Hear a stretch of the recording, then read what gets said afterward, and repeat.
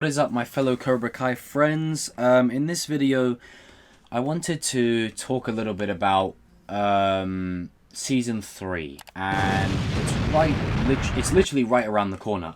It's crazy to think that we're literally a day or two away from it being released at midnight, and then we can all binge it and enjoy and revel in strike first, strike hard, no mercy. It's almost here.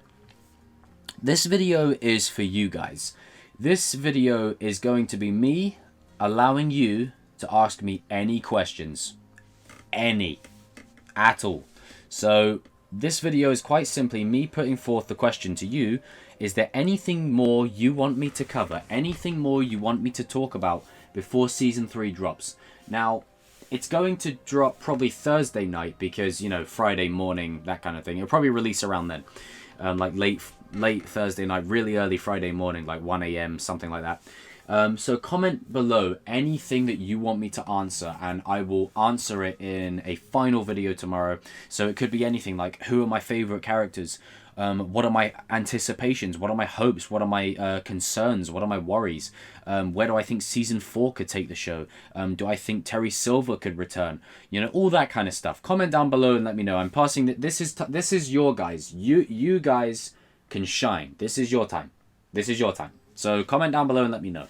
But anyway, now that that's out of the way, I wanted to quickly touch on something that I was speaking about in a previous video about how reviews influence movies and TV shows now.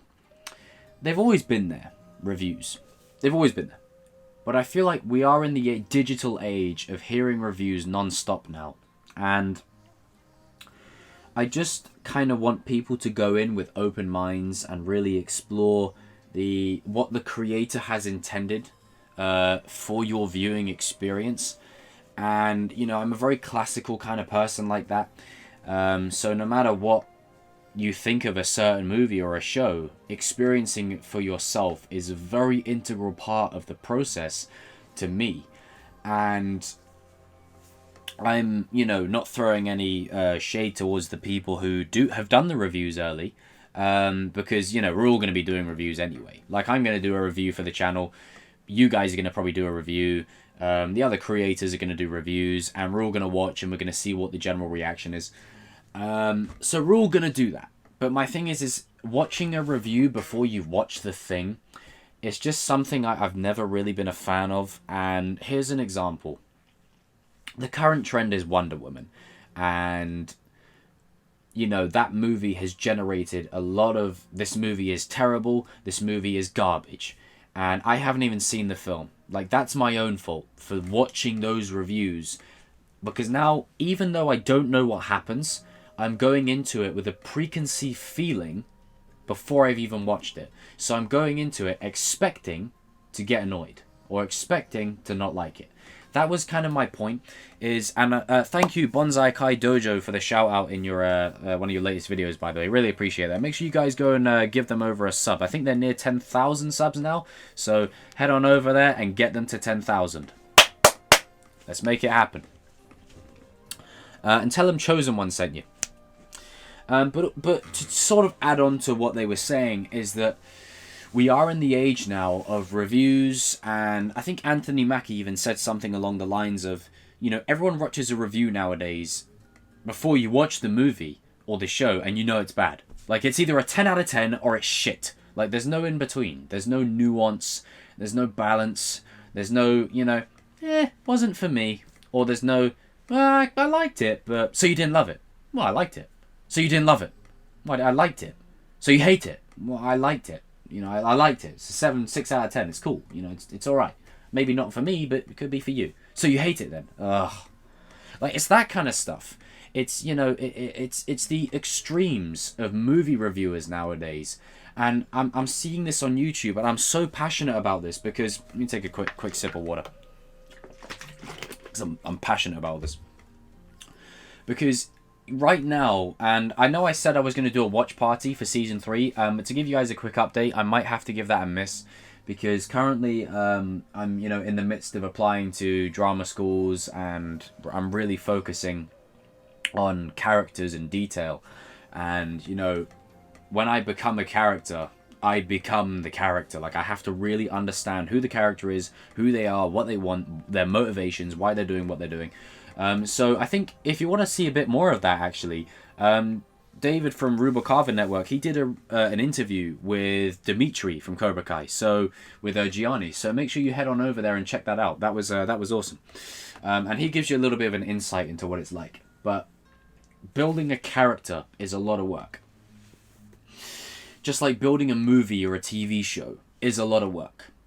And you see that end roll at the end of something, that long little credit roll, that's all the people who have worked on it. And sometimes that's not even all the people. A lot of people aren't even credited on movies or shows that have spent hours on them. And my problem with movie reviewers and TV show reviewers nowadays is we go to them to confirm what we already believe, and then we watch the thing. Like that, I don't like that, because it enables a feeling. It's like when Star Wars Rise of Skywalker was coming out. People were going into the movie wanting it to fail, because Disney Star was bad. They went into it wanting it to fail. I said, right, you know what? Wasn't a great fan of The Last Jedi, but I liked it. Hopefully this one will be a bit more to my liking. And overall, I'd say it was more to my liking. But disappointing for sure, but not as bad as people said it was. And there's all these, these YouTube reviewers now who, because they turn on a camera, they think they're somehow a film analyst. Like, this is stuff I've actually studied. That's why in some of my videos, I really appreciate the comments you guys leave about how I show you how to see characters in a different way, or I show you how to watch the show with a different lens, because I've studied this. I've trained with this. I've trained for acting stuff before, pre-drama school. So even if I don't get in, I've got that little bit of history and background there. So I'm giving you like a sort of insight into how a character can operate from a motivational standpoint. And that requires a lot of work. Now, that doesn't mean my opinion holds any more than anyone else or you guys or anything like that. That's not what I'm saying. It's just I'm saying that there's a lot of YouTube nowadays where people turn on the camera, they scream into it, and they say, review. Like, that's not a review. That's just you getting pissed off and screaming into the camera. You're not actually saying anything, And again, you'll all have different opinions about this, so I'm interested to hear what you guys have to say. But this is tying into my point of what I was saying with that video, is it's great that people review this stuff early, but I feel like it taints the experience. And for season 1 and 2, when it was on YouTube, there wasn't this at all. It was like promotional material, maybe 4 trailers, and YouTube adverts. That was literally it. And maybe a couple of still images. Now it's on Netflix. We've had press junkets. We've had interviews. We've had, thousands of still images that you may not even see in the show. Because this is the thing, guys. Some images that you see regarding the characters, they're actually just for promotion. They're just for marketing. They're not actually in the show. They're just literally to look good in the marketing. And that's it. And with that, always keep in mind that now that it's on Netflix, the exposure is going to be through the roof.